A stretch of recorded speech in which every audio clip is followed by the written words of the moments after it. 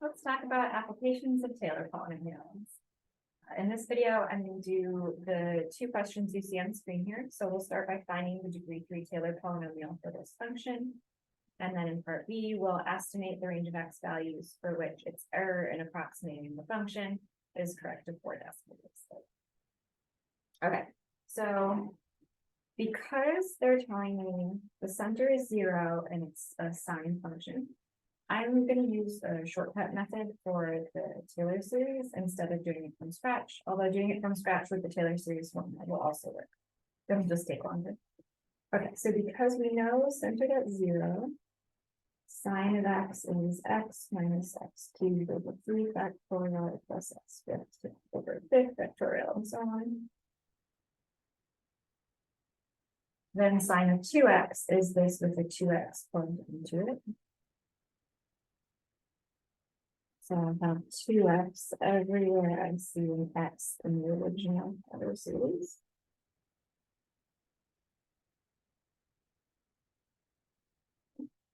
And then I'll simplify this a little bit. I'm going to leave those powers of 2 the way they are as for now.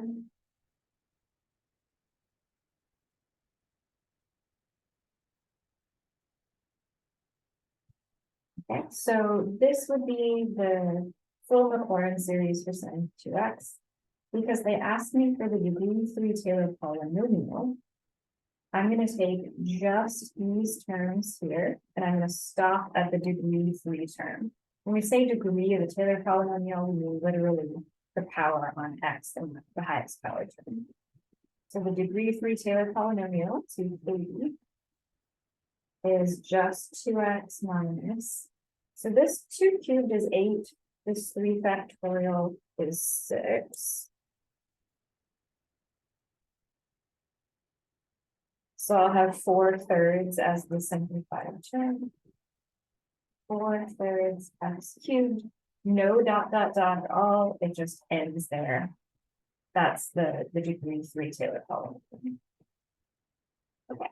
So we'll move on to part B, which says to estimate the range of x values for which that polynomial is accurate in approximating f of x to 4 decimal places. And of course, using the WebAssign rules, correct to 4 decimal places means the error is less than 0.0000 and then put 5 in the 5th spot after the decimal.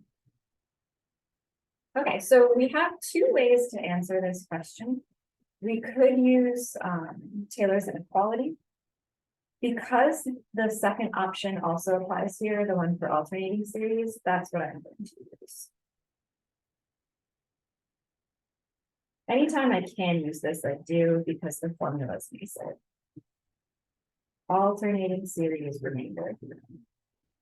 Okay, so the reason that this theorem applies, or this remainder bound, is because if we look at the full Maclaurin series for sine of 2x, we have an x term and then minus an x cubed term plus an x over 5th. No matter what number I plug in for x, this will be an alternating series. So if x is a positive number, we have positive, negative, positive, negative. And if x is negative, it just switches to negative, positive, negative, positive. So sine and cosine both have this feature, where they'll both be alternating no matter what. That's how we know that this theorem applies, and we don't have to use Taylor's inequality, although it will work for a little bit more effort. Okay, so the alternating series remainder theorem tells us that for this alternating series, any partial sum, the error of it is no bigger than the magnitude of the first excluded term. So if this is the partial sum that we're using to approximate, then its error in approximating the whole function is no bigger than the magnitude of this term. So R3, that's the error of T3, is no bigger than 2 to the 5th x to the 5th over 5 factorial. 2 to the 5th is 32. At some point I could replace it with that. Really, the absolute values only need to be on x because we know the rest of this is definitely positive. So I could potentially reformat it like this or something similar to that. So if I know that this error is always less than this expression, I can set this expression less than the bound that we want, and I can solve for the absolute value of x that would give us that inequality. In a different type of problem, they may actually give us an interval for x instead. So all the x's, -1 to 1, and they'll ask us what the maximum error would be. In that case, we would fill this in with its maximum value on the interval, and we could compute the error. But now we have the error, and we want to compute the maximum absolute value.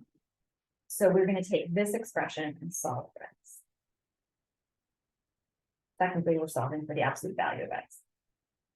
Okay, so my first move will be to move the 5 factorial onto the right-hand side. So I have 32 absolute value of x to the 5th less than 0.00005 times 5 factorial. I'm going to wait to actually compute what that number is. I'm kind of pretending I don't have a calculator for now. Divide both sides by 32.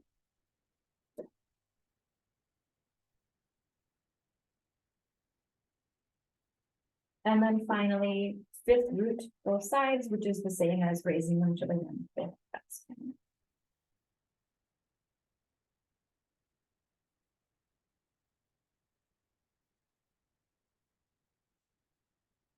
So if I didn't have a calculator, I would say the interval is minus this number, comma, positive this number.